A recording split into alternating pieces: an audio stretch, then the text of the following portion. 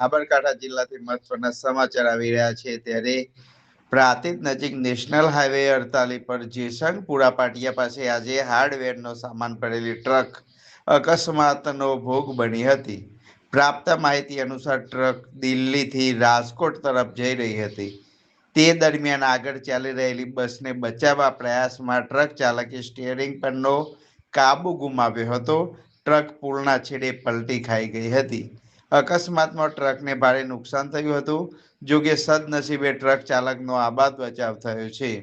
અકસ્માતને પગલે થોડા સમય માટે નેશનલ હાઈવે 48 પર ટ્રાફિકની અવરજવરમાં વિક્ષેપ સર્જાયો હતો. ઘટનાની જાણ થતાં પોલીસ તાત્કાલિક ઘટના સ્થળે પહોંચી ટ્રાફિક વ્યવસ્થિત કરી અવરજવર ફરી શરૂ કરાવી હતી. હાલ પોલીસે સમગ્ર મામલે વધુ તપાસ હાથ ધરી છે.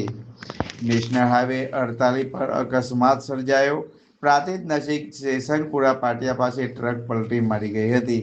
દિલ્હીથી રાજકોટ તરફ જઈ રહેલી હાર્ડવેરનો સામાન ભરેલી ટ્રક પ્રાંતિજના જેસંગપુરા પુલના છેડે પલટી મારી ગઈ હતી.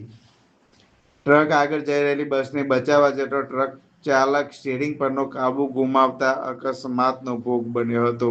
રાજ કમલસિંહ પરમાર, સાબરકાંઠા, હિંમતનગર.